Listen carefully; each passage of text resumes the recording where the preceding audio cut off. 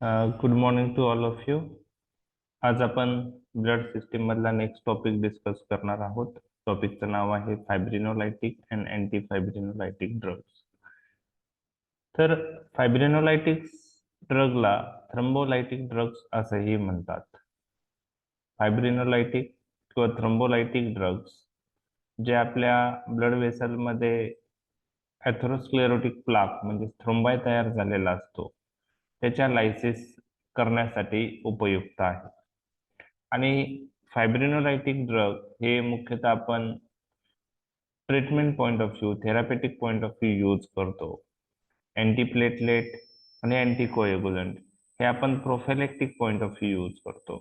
म्हणजे अँटीप्लेटलेट अँटीकोएग्युलंट drugs use केले तर जो थ्रोम्बा आहे तो मोठा होत नाही, त्याचं एक्सटेन्शन होत नाही, परंतु जो थ्रोम्बा आहे त्या थ्रोम्बाईला अँटीप्लेटलेट अँटीकोएग्युलंट ड्रग्स लायसिस करत नाही. बरोबर आहे.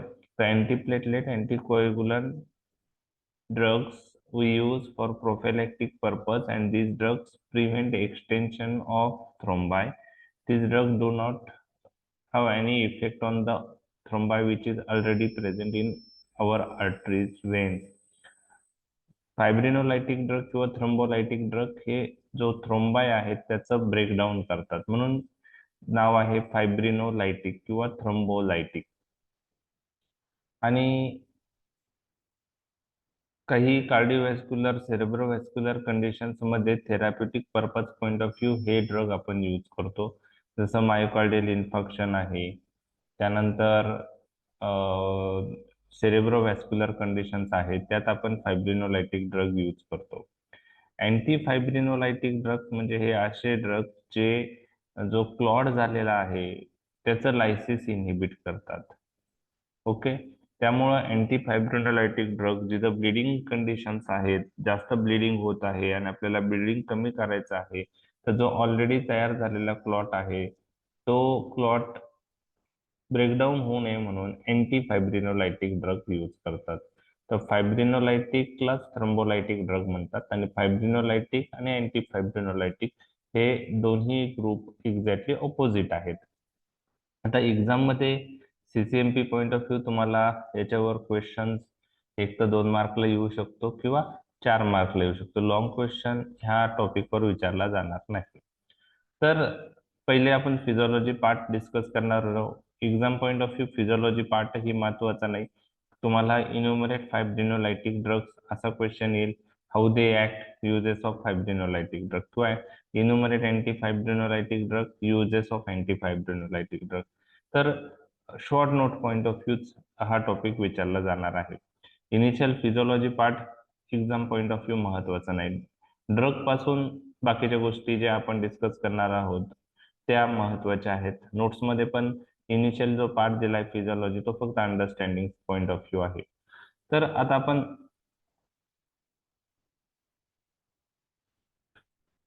फिजिओलॉजी पार्ट पहिले डिस्कस करणार आहोत. ते जर तुम्हाला कळलं तर तुम्हाला ड्रगचे ऍक्शन कळणार आहे.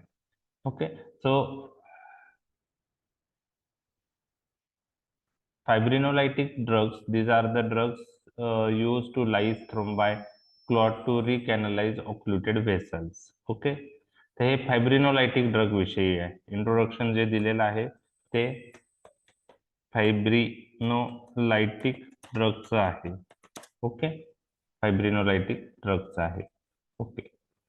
दिस drug we use for treatment point of view, therapeutic point of view, rather than prophylactic point of view, and they work by activating natural fibrinolytic system. ठीक आहे. म्हणजे हे काय आहे ते मी तुमच्याशी डिस्कस करत आहे. सपोज आपल्याला इंजुरी झाली, तिथं जखम होते, नंतर क्लॉट तयार होतो आणि ते क्लॉट का जेव्हा हिलिंग कम्प्लीट होतं तेव्हा ती क्लॉट झालेला जो आहे तो डिझॉल्व्ह होतो हळूहळू. तर हे कसं घडतं? बरोबर आहे. तर पहिले क्लॉट कसा तयार होतो हे आपण बघितलेलं आहे.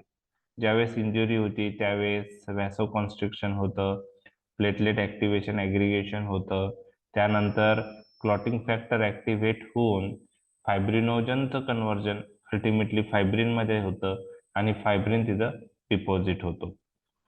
ऍक्च्युली हा फायब्रिन जो आहे हा क्लॉटला स्टेबल करतो. ओके. आणि अशा प्रकारे तिथं क्लॉट तयार होतो. बरोबर.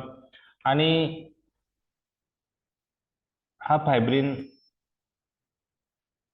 फायब्रिनोजन पासून बनल्यानंतर फायब्रिन सोल्युबलचं इनसोल्युबल फॉर्म मध्ये कन्वर्ट होऊन तो स्टेबल क्लॉट मध्ये कन्वर्ट होतो. आता फायब्रिनोलायटिक ड्रग्स याच्यातच नावात आहे की हे ड्रग फायब्रिनचं लायसिस करतात. फायब्रिनोलायटिक ड्रग्स. मग ते कसं करतात? बरोबर आहे. तर आपल्या शरीरात मध्ये पण ज्या वेळेस क्लॉट तयार होतो, ओके, जखम झाल्यानंतर क्लॉट तयार होतो, त्या नंतर जेव्हा हिलिंग होती तेव्हा तो क्लॉट डिझॉल्व्ह होतो. तर क्लॉट कसा तयार होतो हे मी तुम्हाला सांगितलं. ओके. तिथं प्लेटलेट ऍक्टिव्हेशन, ऍग्रिगेशन आणि फायब्रिनोजनचं कन्व्हर्जन फायब्रिन मध्ये होऊन फायब्रिन डिपॉझिशन होऊन क्लॉट स्टेबल होतो. तर क्लॉटच्या ब्रेकडाऊनसाठी प्लाझ्मिन नावाचा जो सबस्टन्स आपल्या बॉडीमध्ये आहे तो महत्वाचा असतो. आणि हा प्लाझ्मिनोजन पासून तयार होतो.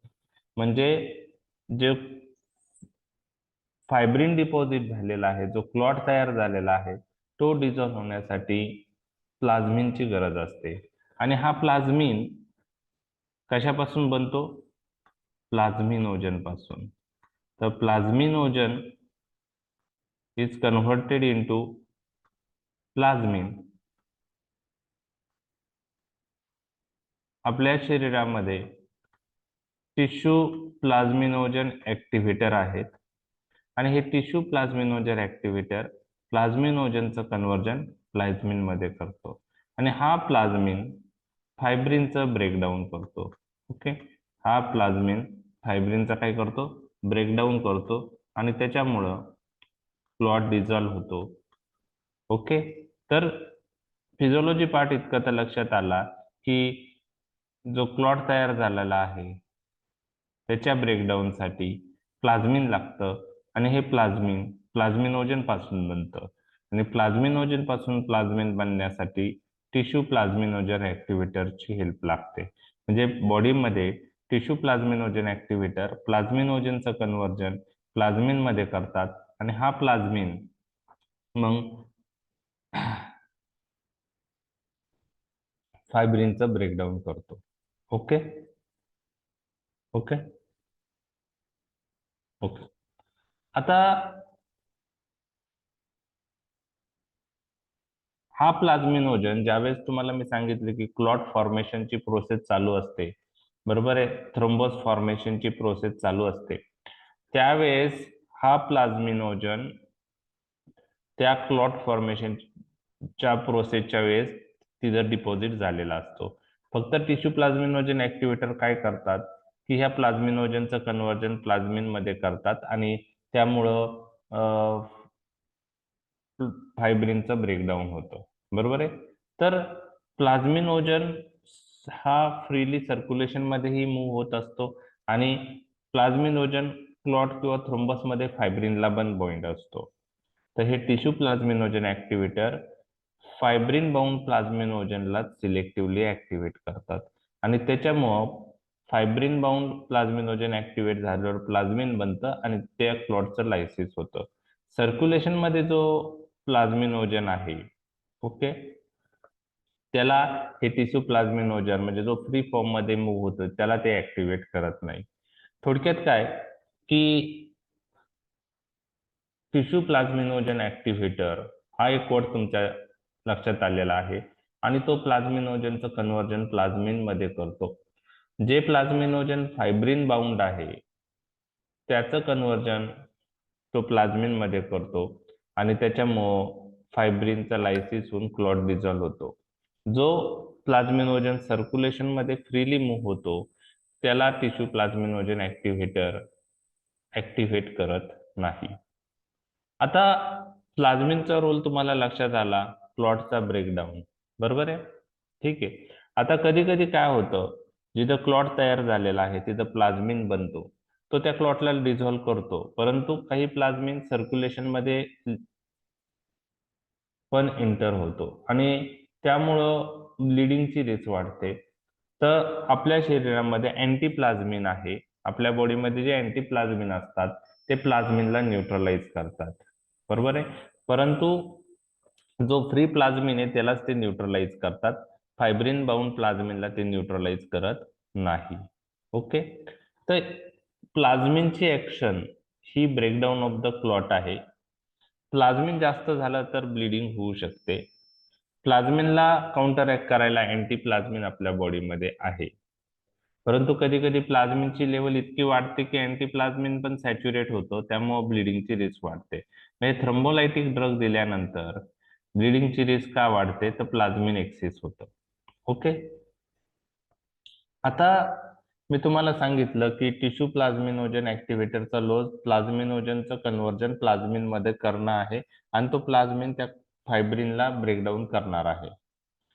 त्याचप्रमाणे आपल्या बॉडीमध्ये हे टिश्यू प्लाझ्मिनोजन ऍक्टिव्हेटरला इनऍक्टिव्हेट करणारे सबस्टन्स पण आहे. त्याला प्लाझ्मिनोजन ऍक्टिव्हेटर इन्हिबिटर म्हणतात. प्लाझ्मिनोजन ऍक्टिव्हेटर इन्हिबिटर 1, प्लाझ्मिनोजन ऍक्टिव्हेटर इन्हिबिटर 2. ते काय करतात, टिश्यू प्लाझ्मिनोजन ऍक्टिव्हेटरला इन्हिबिट करतात. त्यामुळे त्याचं कार्य होणार नाही. प्लाझ्मिनोजनचं कन्व्हर्जन प्लाझ्मिन मध्ये होणार नाही आणि प्लाझ्मिन मध्ये नाही झालं तर क्लॉट जो आहे तो डिझॉल्व्ह होणार नाही. तर प्लाझ्मिनोजन ऍक्टिव्हेटर इन्हिबिटर हे टिश्यू प्लाझ्मिनोजन ऍक्टिव्हेटरचं कार्य इंटरफिअर करतात. ओके, तर हे झालं फिजिओलॉजी पार्ट. तेच मी तुमच्याशी डिस्कस केलेलं आहे, पहा. आता सारांश आपल्याला काय आहे तो पाहायचा आहे. क्लॉटच्या डिझॉल्वसाठी हा फायब्रिन इनसोल्युबल फायब्रिन फॅग्रेन मध्ये कन्वर्ट झाला पाहिजे, म्हणजे सोल्युबल फायब्रिन मध्ये कन्वर्ट झाला पाहिजे. आणि हे कन्व्हर्जनसाठी प्लाझ्मिन लागतं. and this plasmin is formed from plasminogen. तर पहिले क्लॉटच्या डिझॉल्व साठी प्लाझ्मिनोजन जो आहे तो ऍक्टिव्ह फॉर्म मध्ये कन्वर्ट होणं गरजेचं आहे. There is requirement of conversion of plasminogen to plasmin. Okay, आणि हे कन्व्हर्जन टिश्यू प्लाझ्मिनोजन ऍक्टिव्हेटर हा जो इंट्रेन्सिक फॅक्ट म्हणजे आपल्या बॉडीमध्ये सबस्टन्स प्रेझेंट आहे त्याने ते होतं. आणि मग फायब्रिन इनसोल्युबलचं फायब्रिन सोल्युबल मध्ये कन्वर्ट होतं. ओके, तर हे झालं फिजिओलॉजी पार्ट. ओके, हे झालं फिजिओलॉजी पार्ट. ओके, आता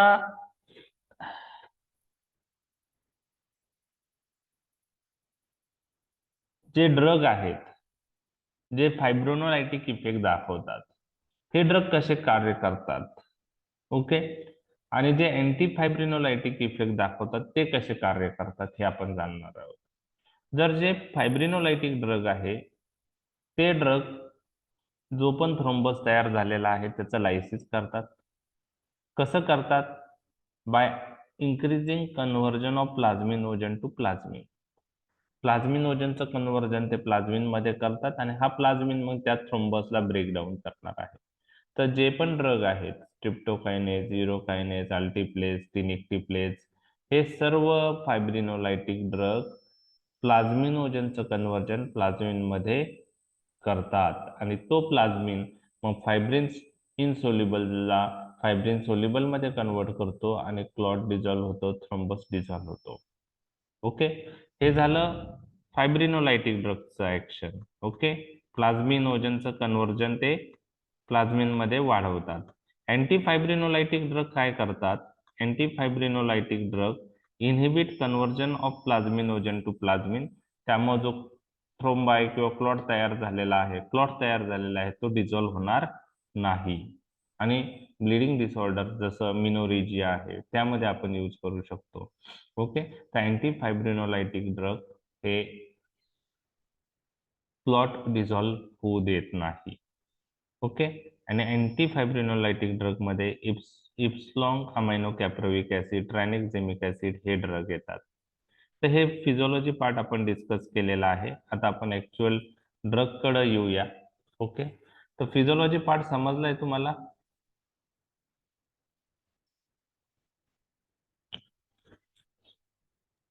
हो सर. ओके, आता फायब्रिनोलायटिक ड्रगला दुसरं नाव काय आहे? थ्रोम्बोलायटिक ड्रग. हे तुम्हाला लक्षात ठेवायचं आहे. So these are the drugs which activate plasminogen to form plasmin and thus help in the lysis of the thrombi. हे असे ड्रग आहेत जे प्लाझ्मिनोजनचं कन्व्हर्जन प्लाझ्मिन मध्ये करतील आणि त्यामुळं थ्रोम्बसचं काय होईल? लायसिस होईल. ओके, तर मेकॅनिझम इथं क्लिअर झाली. ओके, आता in general, venous thrombi are lysed more easily by fibrinolytic and recent thrombi response better. तर फायब्रिनोलायटिक ड्रगने आर्टेरियल आणि व्हेनस थ्रोम्बाय पैकी व्हेनस थ्रोम्बाय इझिली लाईज होतो आणि रिसेंट आणि ओल्ड थ्रोम्बाय पैकी रिसेंट थ्रोम्बाय चांगला रिस्पॉन्स करतो, त्याचं लायसिस चांगलं होतं. त्याचं रिझन काय? व्हेनस थ्रोम्बाय जास्त रिस्पॉन्स का करतात? कारण that venous thrombi are rich in fibrin. Okay, ठीक आहे. कोणकोणते ड्रग आहेत? स्ट्रिप्टोकायनेज, युरोकायनेज, अल्टीप्लेज, रेटिप्लेज, टेनिक्टिप्लेज आणि ॲनिस्ट्रिप्लेज. यापैकी कोणते ड्रग तुम्ही ऐकलेले आहेत फायब्रिनोलायटिक्स पॉइंट ऑफ व्ह्यू? स्ट्रेप्टोकायनेज. स्ट्रिप्टोकायनेज. स्ट्रेप्टोकायनेज, युरोकायनेज. ओके, स्ट्रिप्टोकायनेज, युरोकायनेज. पण आता जास्त आपण जर कॉस्ट हा इश्यू नसेल तर आपण न्यूअर ड्रग यूज करतो. अल्टीप्लेज, टेनिक्टिप्लेज, रेटिप्लेज पैकी आपण यूज करतो. त्याचे काही ऍडव्हान्टेज आहे, स्ट्रिप्टोकायनेजचे काही ड्रॉबॅक आहेत, ते आपल्याला माहित पाहिजे. तर फायब्रिनोलायटिक ड्रग हे सगळे ऍक्च्युली एन्झाईम्स आहेत. स्ट्रिप्टोकायनेज, युरोकायनेज, अल्टीप्लेज, रेटिप्लेज, टेनिक्टिप्लेज आणि ते प्लाझ्मिनोजनचं कन्व्हर्जन प्लाझ्मिन मध्ये वाढवतात. तर आता स्ट्रिप्टोकायनेज विषयी आपण जाणून घेणार आहोत. काही पॉइंट स्ट्रिप्टोकायनेजचा आपण जाणून घेणार आहोत. हा स्ट्रिप्टोकायनेज कसा ऑप्टेन होतो? It is obtain from the beta haemolytic streptococci group C. ह्या ऑर्गॅनिझम पासून स्ट्रिप्टोकायनेज ऑप्टेन होतो, beta haemolytic streptococci group C. हे कोकाय आहे, gram positive cocci, beta haemolytic streptococci of group C, यापासून स्ट्रिप्टोकायनेज तयार होतो. आता स्ट्रिप्टोकायनेज डायरेक्ट, आता ह्या ड्रगचे जे मेकॅनिझम आहे प्लाझ्मिनोजनचं कन्व्हर्जन प्लाझ्मिन मध्ये करणं. स्ट्रिप्टोकायनेज, एक मिनिट हा. तर हे सगळे ड्रग प्लाझ्मिनोजनचं कन्व्हर्जन हे प्लाझ्मिन मध्ये करतात. ओके, हे सगळे ड्रग प्लाझ्मिनोजनचं कन्व्हर्जन प्लाझ्मिन मध्ये करतात. ओके, तर स्ट्रिप्टोकायनेज पॉइंट ऑफ व्ह्यू एक पॉइंट लक्षात ठेवायचा आहे की हा डायरेक्टली प्लाझ्मिनोजनचं कन्व्हर्जन प्लाझ्मिन मध्ये करत नाही. It does not directly convert plasminogen to plasmin. Streptokinase act होण्यासाठी अजून एक स्टेपची गरज आहे. ती स्टेप कोणती आहे? ती फक्त स्ट्रिप्टोकायनेजलाच लागते. It combines with circulating plasminogen. म्हणजे फायब्रिन बॉइंड प्लाझ्मिनोजनला ऍक्टिव्हेट त्याला करायचं आहे. जो थ्रोम्बस मधला फायब्रिन बॉइंड प्लाझ्मिनोजन आहे त्याचं कन्व्हर्जन प्लाझ्मिन मध्ये झालं पाहिजे. मी तुम्हाला सांगितलं की काही प्लाझ्मिनोजन हा थ्रोम्बस मध्ये असतो, काही सर्क्युलेशन मध्ये मूव्ह होत असतो. तर स्ट्रिप्टोकायनेज काय करतो? हा सर्क्युलेशन मधल्या प्लाझ्मिनोजनला बाइंड होतो, स्ट्रिप्टोकायनेज प्लाझ्मिनोजन कॉम्प्लेक्स बनतं आणि हा स्ट्रिप्टोकायनेज प्लाझ्मिनोजन कॉम्प्लेक्स मग फायब्रिन बाउंड प्लाझ्मिनोजन जो आहे त्याचं कन्व्हर्जन प्लाझ्मिन मध्ये करतं. तर स्ट्रिप्टोकायनेज पहिले सर्क्युलेटिंग प्लाझ्मिनोजनला बाइंड होतो, स्ट्रिप्टोकायनेज प्लाझ्मिनोजन कॉम्प्लेक्स बनतं, हे ऍक्टिव्ह प्लाझ्मिन कॉम्प्लेक्स आहे आणि त्यानंतर तो फायब्रिन बाउंड प्लाझ्मिनोजनचं कन्व्हर्जन प्लाझ्मिन मध्ये करतो. ओके, ठीक आहे. आता यामध्ये काय आहे? यामध्ये स्ट्रिप्टोकायनेजचे काही ड्रॉबॅक तुम्हाला लक्षात ठेवायचे आहेत. एक म्हणजे हा नॉन फायब्रिन स्पेसिफिक आहे. नॉन फायब्रिन स्पेसिफिक म्हणजे काय? की हा स्ट्रिप्टोकायनेज प्लाझ्मिनोजन कॉम्प्लेक्स बनल्यानंतर आपल्याला कोणता प्लाझ्मिनोजन ऍक्टिव्हेट झाला पाहिजे? फायब्रिन बाउंड प्लाझ्मिनोजन ऍक्टिव्हेट झाला पाहिजे. सर्क्युलेशन मधला प्लाझ्मिनोजन ऍक्टिव्हेट नाही झाला पाहिजे. तर फायब्रिन बाउंड प्लाझ्मिनोजन हा ड्रग ऍक्टिव्हेट करतो त्याचप्रमाणे नॉन फायब्रिन बाउंड प्लाझ्मिनोजनला पण हा ऍक्टिव्हेट करतो. म्हणजे circulating as well as fibrin bound प्लाझ्मिनोजन हे स्ट्रिप्टोकायनेजने ऍक्टिव्हेट होतं. म्हणजे याची ऍक्शन नॉन फायब्रिन स्पेसिफिक आहे हे तुम्हाला लक्षात ठेवायचं, आणि त्याच्यामुळे ब्लिडिंगची रिस्क त्याच्याबरोबर जास्त आहे. It is associated with high risk of bleeding, हे तुम्हाला लक्षात ठेवायचं आहे. याच्या कम्पेअर टू न्यूअर ड्रग जे आहेत, जसं अल्टिप्लेज आहे, हे मोर फायब्रिन स्पेसिफिक आहे. मोर फायब्रिन स्पेसिफिक म्हणजे जे फायब्रिनला बाउंड प्लाझ्मिनोजन आहे त्यालाच ते ऍक्टिव्हेट करतात, त्यालाच ते ऍक्टिव्हेट करतात. ओके, ठीक आहे. तर आता न्यूअर ड्रग आणि स्ट्रिप्टोकायनेजचं कम्पेअर केलं तर as compared to newer more fibrin specific plasminogen activator like alteplase, streptokinase is less effective in opening occluded coronary artery and causes less reduction in MI related mortality. म्हणजे स्ट्रिप्टोकायनेज आणि अल्टिप्लेज मध्ये अल्टिप्लेज better आहे इफेक्टिव्हच्या point of view. त्यामुळं cost हा जर factor नसेल, बरोबर आहे, स्ट्रिप्टोकायनेज हा कॉस्ट इफेक्टिव्ह ड्रग आहे, बरोबर आहे. जर पेशंट अफोर्डेबल असेल आणि आपल्याला फायब्रिनोलायटिक ड्रग द्यायचा असेल तर we should prefer newer fibrinolytic. Okay, हे तुम्हाला लक्षात ठेवायचं आहे. आता आपण पाहिलं streptokinase beta haemolytic streptococci group C पासून ऑप्टेन होतात, बरोबर आहे. आणि हे स्ट्रिप्टोकोकायचं इन्फेक्शन आपल्या लहानपणापासून आपण त्या स्ट्रिप्टोकोकायला एक्सपोज झालेलो असतो, त्यामुळं त्या स्ट्रिप्टोकोकायच्या अगेन्स्ट आपल्या शरीरामध्ये अँटीबॉडीज प्रेझेंट असतात, त्याला अँटी स्ट्रिप्टोकोकल अँटीबॉडीज असं म्हणतात. आणि हे अँटी स्ट्रिप्टोकोकल अँटीबॉडीज काही प्रमाणात स्ट्रिप्टोकायनेजला न्यूट्रलाइज करतात. स्ट्रिप्टोकायनेज अँटीजन म्हणून तिथे ऍक्ट होतो आणि अँटी स्ट्रिप्टोकोकल अँटीबॉडीज स्ट्रिप्टोकायनेजला न्यूट्रलाइज करतात, इनऍक्टिव्हेट करतात. ओके, हे तुम्हाला लक्षात ठेवायचं काही अमाऊंट. ओके, तर अँटी स्ट्रिप्टोकोकल अँटीबॉडीज आपल्या शरीरात प्रेझेंट असतात due to past infection and they responsible for inactivation of some amount of streptokinase when we use streptokinase. Okay, त्यामुळं आपल्याला स्ट्रिप्टोकायनेज देताना लोडिंग डोसची गरज आहे. लोडिंग डोस म्हणजे पहिला डोस थोडा जास्त. Okay, loading dose to neutralize जरी झाला काही अमाऊंट ऑफ स्ट्रिप्टोकायनेज तर राहिलेला स्ट्रिप्टोकायनेज इफेक्टिव्ह राहू शकतो. ओके, तर लोडिंग डोस स्ट्रिप्टोकायनेजचा आहे. Very important point, second time आपण तो यूज करायचा नाही. कारण म्हणजे आता एखाद्या पेशंटला MI चा अटॅक आलेला आहे आणि तुम्ही स्ट्रिप्टोकायनेज यूज केला आहे, तर स्ट्रिप्टोकायनेज यूज केल्यानंतर समजा परत त्या पेशंटला MI चा अटॅक आला 6 महिन्यात 7 महिन्यांनी, परत पेशंट तुमच्याकडे आला MI चा अटॅक आहे, तर आधी जर स्ट्रिप्टोकायनेज यूज केलं असेल तर परत सेकंड टाइम तो यूज करायचा नाही. कारण ज्यावेळेस आपण स्ट्रिप्टोकायनेज फर्स्ट टाइम यूज करतो तर त्याच्या अगेन्स्ट अँटीबॉडी फॉर्मेशन अजून वाढतं, बरोबर आहे. आणि अँटीबॉडी फॉर्मेशन झाल्यामुळं सेकंड टाइम आपण यूज करताना तो न्यूट्रलाइज होणार आहे अँटीबॉडीने, त्यामुळं it cannot be use second time due to neutralization by antibodies generated response to the earlier dose. जेव्हा सुरुवातीचा डोस यूज करतो आपण स्ट्रिप्टोकायनेजचा तर त्याच्या अगेन्स्ट अँटीबॉडीज बनण्याचे स्टार्ट होतं, बरोबर आहे.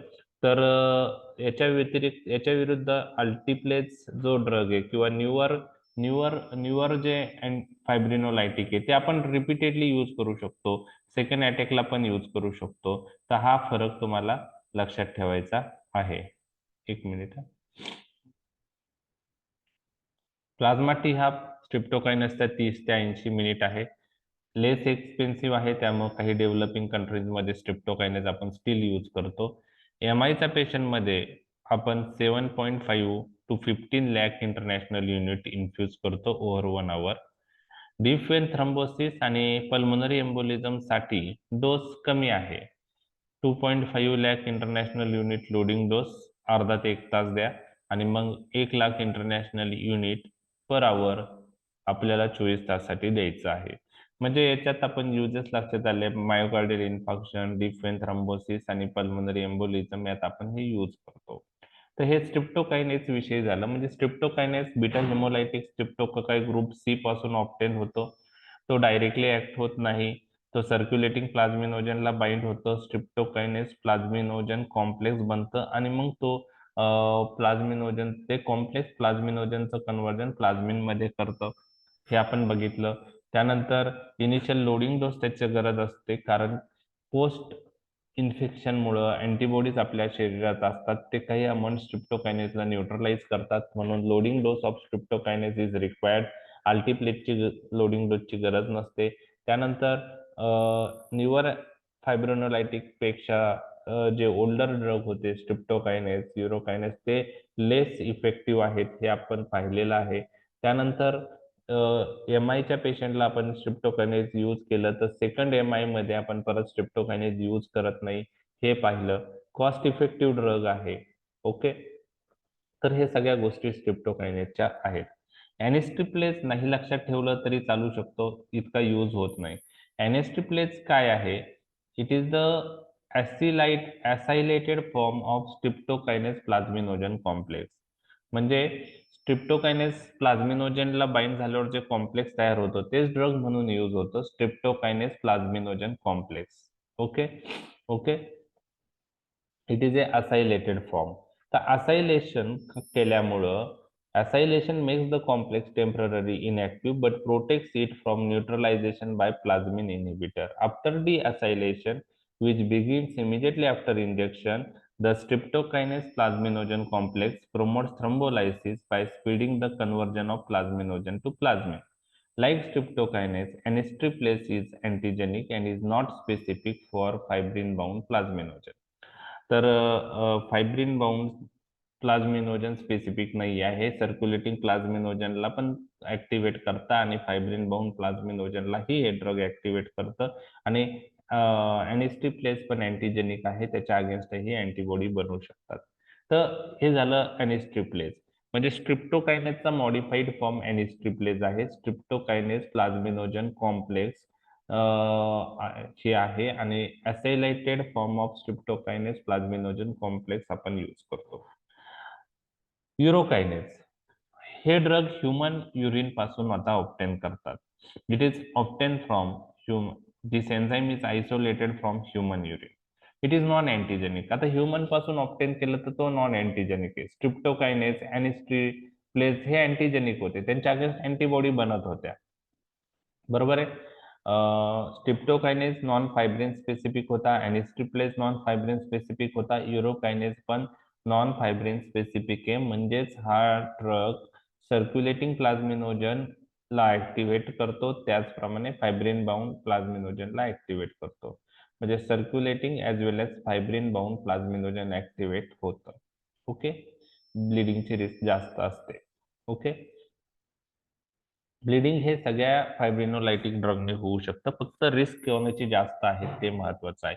जे drug circulating as well age म्हणजे फायब्रिन बाउंड प्लाझ्मिनोजन ऍक्टिव्हेट करतात, त्याबरोबर सर्क्युलेटिंग प्लाझ्मिनोजन पण ऍक्टिव्हेट करतात, त्याबरोबर ब्लिडिंगची रिस्क जास्त असते. ओके, आता युरोकायनेजचा प्रॉब्लेम काय आहे की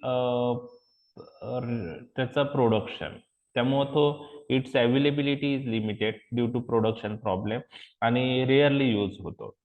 कधी यूज करतात? ज्या पेशंटला स्ट्रिप्टोकायनेज यूज केलेला आहे, परत एम-आयचा अटॅक आलाय, आपण त्याच्यात स्ट्रिप्टोकायनेज यूज करू शकत नाही, पेशंट अफोर्डेबल नाही, त्या पेशंटमध्ये अल्टिप्लेज यूज करणं पॉसिबल नाही, पेशंटची कंडिशन नाहीये फायनान्शियल, त्यामध्ये आपण अल्टरनेटिव्ह म्हणून युरोकायनेज यूज करू शकतो.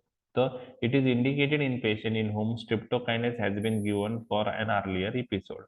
हे झाले ओल्डर फायब्रिनोलायटिक ड्रग.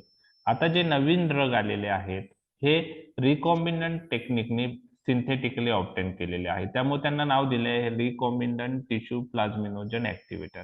हे ड्रग प्लाझ्मिनोजनचं कन्व्हर्जन प्लाझ्मिन मध्ये करतात, बरोबर आहे. तर जो आपल्या शरीरामध्ये आपण बघितलं होतं फिजिओलॉजी पार्ट आपण बघितलं होतं की टिश्यू प्लाझ्मिनोजन ऍक्टिव्हेटर आपल्या बॉडीमध्ये आहे. तो टिश्यू प्लाझ्मिनोजन ऍक्टिव्हेटर प्लाझ्मिनोजनचं कन्व्हर्जन प्लाझ्मिन मध्ये करतो. तर तसाच प्रकारचं tissue plasminogen activator synthetically recombinant टेक्निकने बनवलेले आहेत. त्याला रिकॉम्बिनंट टिश्यू प्लाझ्मिनोजन ऍक्टिव्हेटर म्हणजे हे ड्रग टिश्यू प्लाझ्मिनोजनला activate recombinant tissue plasminogen activator हे ड्रग प्लाझ्मिनोजनचं कन्व्हर्जन प्लाझ्मिन मध्ये करतात आणि हे सिंथेटिक ड्रग आहे. त्यात अल्टिप्लेज, रेटिप्लेज, टेनिक्टिप्लेज हे ड्रग आहे. तर यातलं तुम्ही काही नावं ऐकली असतील. अल्टिप्लेस एक यूज केलं जातं कॉमनली. तर alteplase, reteplase, tenecteplase these are the example of recombinant tissue plasminogen activator. हे नॉन अँटीजेनिक आहे. नॉन अँटीजेनिक आहे म्हणजे याच्या अगेन्स्ट अँटीबॉडी तयार होत नाही. स्ट्रिप्टोकायनेज हा अँटीजेनिक होत होता. त्यामुळं सेकंड टाइम यूज कर आपण स्ट्रिप्टोकायनेज करू शकत नाही, पण रिकॉम्बिनंट टिश्यू प्लाझ्मिनोजन ऍक्टिव्हेटर आपण पहिल्यांदा यूज केलेले असतील आणि परत एमआयचा अटॅक आला तर परतही यूज करू शकतो. Efficacy wise these drugs are more efficacious than streptokinase, बरोबर आहे. पण जे हिमोरेज आहे त्यांचे इन्सिडन्स दोन्ही बरोबर म्हणजे स्ट्रिप्टोकायनेज आणि युरोकायनेज सारखेच आहे, म्हणजे यांच्या बरोबरही ब्लिडिंग होऊ शकतं. हे drug more selective for fibrin bound plasminogen म्हणजे सर्क्युलेटिंग प्लाझ्मिनोजन आणि फायब्रिन बाईन प्लाझ्मिनोजन पैकी टिश्यू प्लाझ्मिनोजन ऍक्टिव्हेटर हे फायब्रिन बाईन प्लाझ्मिनोजनला ऍक्टिव्हेट करतात. स्ट्रिप्टोकायनेज फायब्रिन बाईन प्लाझ्मिनोजनला ऍक्टिव्हेट करायचा, त्याचबरोबर सर्क्युलेटिंग प्लाझ्मिनोजनलाही ऍक्टिव्हेट करायचा. आता याच्यामध्ये रेटिप्लेज आणि tenecteplase longer acting tissue plasmino recombinant tissue plasminogen activator आहेत. ओके. तर आता हे डोस वगैरे तुम्हाला कोणीही विचारणार नाही. तुम्हाला क्वेश्चन येऊ शकतो डिफरन्स बिटवीन स्ट्रिप्टोकायनेज आणि अल्टिप्लेज किंवा difference between streptokinase and recombinant tissue plasminogen activator यातला फरक तुम्हाला माहित पाहिजे. ओके. आता कसं देतात, काय देतात ते आपण पाहणार आहोत. Tenecteplase can be administered as a single IV bolus injection over 10 seconds, while Altiplase required 90-minute infusion. Tenecteplase direct IV बोलस देऊ शकतो आपण, म्हणजे IV इन्फ्युजन द्यायची गरज नाही टेनिक्टिप्लेसला. IV बोलस इंजेक्शन द्यायचं ओव्हर 10 सेकंद, बरोबर आहे. विदाऊट म्हणजे IV इन्फ्युजन न देता डायरेक्ट IV बोलसही देऊ शकतो टेनिक्टिप्लेस. आता हे कसं देतात, हे तिन्ही ड्रग कसे देतात ते मी तुम्हाला सांगतो. तुम्हाला जर कोणी विचारलं कोणता टिश्यू प्लाझ्मिनोजन ऍक्टिव्हेटर IV बोलस देतात, तर त्याचा आन्सर आहे टेनिक्टिप्लेस. किंवा कोणता फायब्रिनोलायटिक ड्रग IV बोलस देतात, त्याचा आन्सर आहे टेनिक्टिप्लेस. बाकी आपण IV इन्फ्युजनने देतो. ओके. तर अल्टिप्लेस कसं देतात ते आपण पाहणार आहोत. तर अल्टिप्लेस देताना आता हे डोस तुमच्या एक्झाम पॉइंट ऑफ व्ह्यू महत्वाचे नाहीत, नाही लक्षात ठेवले तरी चालेल. ओके. यामध्ये आपल्याला अल्टिप्लेस देताना IV बोलस द्यायचा आहे, त्यानंतर IV इन्फ्युजन द्यायचं आहे अल्टिप्लेस. तर अल्टिप्लेस मध्ये 15 mg IV बोलस इंजेक्शन द्यायचं, त्यानंतर 50 mg नेक्स्ट 30 मिनिटात IV इन्फ्युजन द्यायचं आणि नंतर परत 35 mg IV इन्फ्युजन नेक्स्ट 60 मिनिटात द्यायचं. म्हणजे टोटल 100 mg आपल्याला द्यायचं आहे अल्टिप्लेस. 15, 50, 35. 15, 50, 35. 15 mg IV बोलस द्या, त्यानंतर 50 mg नेक्स्ट 30 मिनिटात IV इन्फ्युजन द्या, नंतर राहिलेले 35 mg नेक्स्ट 1 तासात IV इन्फ्युजनने द्यायचं आहे. लक्षात आलं? म्हणजे जवळजवळ 1.5 तास लागतो अल्टिप्लेस द्यायला. हे झालं अल्टिप्लेस विषयी. रेटिप्लेस आपण 10 mg IV ओव्हर 10 मिनिट देणार आणि आफ्टर 30 मिनिटनी परत 10 mg IV आपण रिपीट करणार. तर रेटिप्लेस कसं देतं हे तुम्हाला सांगितलं. टेनिक्टिप्लेस 0.5 mg पर kg त्याचं डोस आहे. सिंगल IV बोलस इंजेक्शन टेनिक्टिप्लेसचं आहे. आता याचे ऍडव्हर्स इफेक्ट काय, तर फायब्रिनोलायटिक्स ड्रग दिल्याने ब्लिडिंग, एरेथमिया, आणि हायपोटेन्शन हे क्लासिकल ऍडव्हर्स इफेक्ट दिसतात. ब्लिडिंग, हायपोटेन्शन आणि ॲरिथमिया हे तुम्हाला लक्षात ठेवायचं आहे. Last part, uses of fibrinolytic drug कुठे कुठे यूज करतात. तर अॅक्यूट मायोकार्डियल इन्फार्क्शन, आता अँटीप्लेटलेटच्या यूज मध्ये पण हे आलेलं आहे MI, पण तिथं antiplatelet prophylactic point of view use करतात. इथं अॅक्यूट मायोकार्डियल इन्फेक्शन मध्ये fibrinolytics use an alternative first line approach to emergency percutaneous intervention with stent replacement. म्हणजे अँजिओप्लास्टीला अल्टरनेटिव्ह म्हणून आपण फायब्रिनोलायटिक यूज करू शकतो. प्रोसिजर ऑफ चॉईस जे आहे परक्युटेनस इंटरव्हेन्शन विथ स्टेंट रिप्लेसमेंट जी आहे तीच आहे, बरोबर आहे. तर फायब्रिनोलायटिक्स आपण मायोकार्डियल इन्फेक्शन मध्ये यूज करू शकतो. त्यानंतर deep vein thrombosis in leg, pelvis, shoulder. तर fibrinolytics can be use to treat deep vein thrombosis. Success rate is up to 60%. 60% success rate आहे. त्यानंतर पल्मोनरी एम्बोलिझम मध्येही आपण हे ड्रग यूज करू शकतो. पेरिफेरल व्हॅस्क्युलर डिसीज, ज्या पेशंटमध्ये पेरिफेरल व्हॅस्क्युलर डिसीज झालेले आहे, पेरिफेरल वेसल ऑक्लुडेड झालेले आहेत, ओके, तर त्यामध्ये ऑक्लुडेड व्हेसल रिकॅनलाइज करण्यासाठी ओके आपण देऊ शकतो. ओके, तर पेरिफेरल व्हॅस्क्युलर डिसीज हा एक यूज आहे. स्ट्रोक, त्यामध्ये स्ट्रोकमध्ये यूज कॉन्ट्रावर्शियल आहे, पण आपण स्ट्रोकच्या पेशंटमध्येही यूज करू शकतो. तर हे यूज झाले. अॅक्यूट मायोकार्डियल इन्फेक्शन, त्यामध्ये अॅक्यूट मायोकार्डियल इन्फेक्शन मध्ये आपण ST इलिव्हेटेड मायोकार्डियल इन्फेक्शन मध्ये ते यूज करतो. ST elevated myocardial infection. त्यानंतर deep vein thrombosis, pulmonary embolism, त्यानंतर पेरिफेरल व्हॅस्क्युलर डिसीज आणि स्ट्रोक, हे 5 युजेस तुम्हाला फायब्रिनोलायटिक किंवा थ्रोम्बोलायटिक ड्रगचे लक्षात ठेवायचे. कॉन्ट्राइंडिकेशन, ज्या पेशंटला ब्लिडिंग डिसऑर्डर आहे, ज्या पेशंटमध्ये इंट्राक्रॅनियल हिमोरेजची हिस्ट्री आहे, हिस्ट्री ऑफ इस्केमिक स्ट्रोक आहे लास्ट 3 मंथ मध्ये, हिस्ट्री ऑफ हेड इंजुरी आहे पास्ट 3 मंथ मध्ये, हिस्ट्री ऑफ मेजर सर्जरी आहे पास्ट 3 मंथ मध्ये, इंट्राक्रॅनियल किंवा व्हॅस्क्युलर ॲबनॉर्मॅलिटी, इंट्राक्रॅनियल ट्युमर आहे, व्हॅस्क्युलर ॲबनॉर्मॅलिटी आहे, एन्युरिझम आहे, ऍक्टिव्ह ब्लिडिंग किंवा ब्लिडिंग डिसऑर्डर्स आहे, पेप्टिक अल्सर आहे, इसोफेजियल व्हरायसिस आहे, रिसेंट फ्रॅक्चर, टूथ एक्सट्रॅक्शन किंवा वुंड आहे, अनकंट्रोल हायपरटेन्शन आहे, प्रेग्नन्सी, तर हे सगळे कॉन्ट्राइंडिकेशन आहे फायब्रिनोलायटिक थेरपीला. तर फायब्रिनोलायटिक किंवा थ्रोम्बोलायटिक ड्रग्स चे कॉन्ट्राइंडिकेशन हे तुम्हाला माहित पाहिजे. ओके, परत एकदा रिपीट करतोय.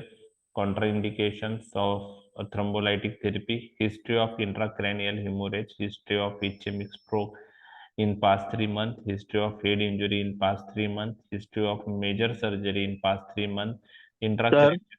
Yes. History of ischemic stroke मध्ये कसं काय? म्हणजे ते सांगितले, स्ट्रोक मध्ये जो यूज आहे तो कॉन्ट्रावर्शियल आहे. हे रिलेटिव्ह कॉन्ट्राइंडिकेशन असतात, ऍब्सोल्यूट कॉन्ट्राइंडिकेशन नाहीये, बरोबर आहे. तर त्याचा जो यूज आहे स्ट्रोक मध्ये तो कॉन्ट्रावर्शियल आहे. तर एक्झॅक्ट का आहे कॉन्ट्रावर्सी त्याविषयी मला पण डिटेल माहित नाही. मी ते जर काही आर्टिकल भेटले तर माहित वाचतो, मी तुम्हाला सांगेल मी ते. ठीक आहे. Okay okay sir, thank you. Okay okay. The major surgery, intracranial tumor, vascular abnormalities, aneurysm, bleeding disorder, bleeding, active bleeding असेल, peptic ulcer, esophageal varices, tooth extraction, recent fracture, any wound, uncontrolled hypertension, pregnancy, हे त्यांचे contraindication आहे. आता difference between स्ट्रिप्टोकायनेज आणि अल्टिप्लेज, आतापर्यंत आपण जे पाहिलं त्याच्यावरून तुम्हाला तो डिफरन्स माहित पाहिजे स्ट्रिप्टोकायनेज आणि अल्टिप्लेजचा. तर सोर्स काय आहे, तर स्ट्रिप्टोकायनेज बीटा हेमोलायटिक स्ट्रिप्टोकोकाय ग्रुप सी पासून ऑप्टेन होतो, म्हणजे नॅचरल सोर्स आहे, बरोबर आहे, नॅचरल सोर्स आहे. अल्टिप्लेज रिकॉम्बिनंट DNA टेक्नॉलॉजी पासून ऑप्टेन होतो. ओके, ठीक आहे. स्ट्रिप्टोकायनेज आणि अल्टिप्लेज पैकी स्ट्रिप्टोकायनेज अँटीजेनिक आहे, अल्टिप्लेस नॉन अँटीजेनिक आहे. त्यामुळं जेव्हा आपण स्ट्रिप्टोकायनेज यूज करतो त्यावेळेस त्याच्या अगेन्स्ट अँटीबॉडीज फॉर्म होऊ शकतात आणि त्यामुळे तो सेकंड अटॅकला आपण यूज करू शकत नाही. अल्टिप्लेस नॉन अँटीजेनिक आहे, त्याच्या अगेन्स्ट अँटीबॉडी बनत नाही, त्यामुळे alteplase we can use for second MI attack also. Okay. आता हे ड्रग, दोन्ही ड्रग प्लाझ्मिनोजनला ऍक्टिव्हेट करतात, प्लाझ्मिन मध्ये कन्व्हर्जन होतं प्लाझ्मिनोजनचं. दोन्हींची मेकॅनिझम सेम आहे, फक्त मेकॅनिझम मध्ये थोडा फरक आहे. अल्टिप्लेस डायरेक्टली ऍक्ट होतं, ओके, आणि हा इनडायरेक्टली ऍक्ट होतो. ओके. अल्टिप्लेस डायरेक्टली ऍक्ट होतो आणि स्ट्रिप्टोकायनेज इनडायरेक्टली ऍक्ट होतो. तर कसं होतं की स्ट्रिप्टोकायनेजला पहिले प्लाझ्मिनोजन बरोबर, सर्क्युलेटिंग प्लाझ्मिनोजन बरोबर कॉम्प्लेक्स बनवतो तो स्ट्रिप्टोकायनेज प्लाझ्मिनोजन कॉम्प्लेक्स, आणि तो कॉम्प्लेक्स मग दुसऱ्या प्लाझ्मिनोजनचं कन्व्हर्जन प्लाझ्मिन मध्ये करतो. अल्टिप्लेस डायरेक्ट ऍक्शन आहे, त्याला कॉम्प्लेक्स फॉर्मेशनची गरज नाही. आणि कोणतं प्लाझ्मिनोजनचं ऍक्टिव्हेशन स्ट्रिप्टोकायनेज करतो, कोणतं अल्टिप्लेस करतो, हे पण मी तुमच्याशी डिस्कस केलंय. Streptokinase responsible for activation of circulating as well as fibrin bound plasminogen, आणि alteplase mainly activate fibrin bound plasminogen. तो सर्क्युलेटिंग प्लाझ्मिनोजनला ऍक्टिव्हेट करत नाही. लक्षात आलं? ठीक आहे. लोडिंग डोस कशाचा लागतो आपण पाहिलेला आहे, स्ट्रिप्टोकायनेजचा. Loading dose is required in case of streptokinase, कारण आपल्याला त्या पेशंटला आधी स्ट्रिप्टोकोकल इन्फेक्शन झाल्यामुळं स्ट्रिप्टोकोकाच्या अगेन्स्ट काही प्रमाणात अँटीबॉडी पहिले पण आपल्या शरीरात असतात. त्या अँटीबॉडी त्या स्ट्रिप्टोकायनेजचा काही पार्ट न्यूट्रलाइज करू शकता, म्हणून देताना स्ट्रिप्टोकायनेज जास्त डोस मध्ये द्या. काही पार्ट जरी न्यूट्रलाइज झाला तर राहिलेला पार्ट ऍक्ट होईल. अल्टिप्लेसला लोडिंग डोसची रिक्वायर्डमेंट नसते. Efficacy wise which is more efficacious आपण बघितले, newer drug alteplase is more efficacious. Okay. Okay. Second time साठी कोण यूज करू शकतो आपण सेकंड अटॅक असेल तर? जर दोन्ही ड्रग पहिल्यांदा यूज केलेले आहे दोन पेशंटला, तर सेकंड अटॅक मध्ये स्ट्रिप्टोकायनेज आपण यूज करू शकत नाही, कारण अँटीबॉडीज फॉर्मेशन झालेलं असतं. Alteplase we can use second time in the same patient for more than one, okay, times आपण तो मोर दॅन वन टाइम आपण यूज करू शकतो. म्हणून सेकंड टाइम अटॅक आला तरी अल्टिप्लेस आपण यूज करू शकतो. कॉस्ट वाईज स्ट्रिप्टोकायनेज मोर काय म्हणता येईल, कॉस्ट इफेक्टिव्ह आहे, लेस एक्सपेन्सिव्ह आहे, अल्टिप्लेस मोर एक्सपेन्सिव्ह आहे. हायपर सेन्सिटिव्हिटी रिॲक्शनचे चान्सेस हे स्ट्रिप्टोकायनेज बरोबर आहेत, कारण तो नॅचरल बीटा हिमोलायटिक स्ट्रिप्टोकोकाय पासून तयार झालेला आहे. अल्टिप्लेस हा सिंथेटिक ड्रग आहे, त्याच्यामुळे हायपर सेन्सिटिव्हिटीचे चान्सेस अल्टिप्लेस बरोबर रेअर आहे. स्ट्रिप्टोकायनेजचा डोस आपण बघितलाय 7.5 to 15 lakh इंटरनॅशनल युनिट, त्याचा डोस इंटरनॅशनल युनिट मध्ये आहे स्ट्रिप्टोकायनेजचा, आणि इन्फ्यूज IV ओव्हर 1 hour.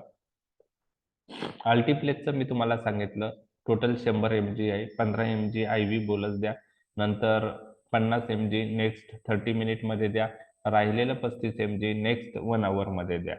तर अशा प्रकारे अल्टिप्लेस देतात. तर स्ट्रिप्टोकायनेज आणि अल्टिप्लेसचा फरक जर आला तर आपण तो डिटेलमध्ये डिस्कस केलेला आहे. आता अँटी फायब्रिनोलायटिक ड्रग कोणते आहेत, तर याच्यावर चान्सेस फार कमी आहे, फक्त MCQ पॉइंट ऑफ व्ह्यू तरी तुम्हाला हे ड्रग माहित पाहिजे. तर व्हॉट आर दिस ड्रग? ते फायब्रिनोलायटिक ड्रगच्या विरुद्ध ड्रग आहे. These are the drugs which inhibit plasminogen activation, आणि प्लाझ्मिनोजन ऍक्टिव्हेशन इनहिबिट झालं तर this drugs prevent dissolution of clot, क्लॉटचं लायसिस प्रिव्हेंट करतात. मग कुठे यूज होतं? Mainly useful in various bleeding disorders, bleeding condition. कोणते ड्रग आहे? Epsilon amino caproic acid, tranexamic acid. यापैकी कोणता ड्रग ऐकलाय तुम्ही? हो सर, ट्रान्झॅमिक ऍसिड. ट्रायनेक्झेमिक कशात यूज पाहिलाय तुम्ही? ब्लिडिंग कोणत्या, फिमेल्स रिलेटेड काही कंडिशन्स आहेत का? Menstrual cycle. DOB.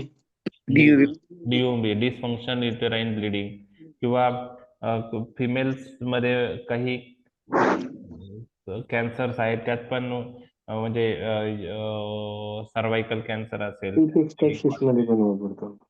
कशामध्ये इपिस्टॅक्सिस. इपिस्टॅक्सिस मध्ये बरोबर आहे. तर त्यात आपण यूज करतो.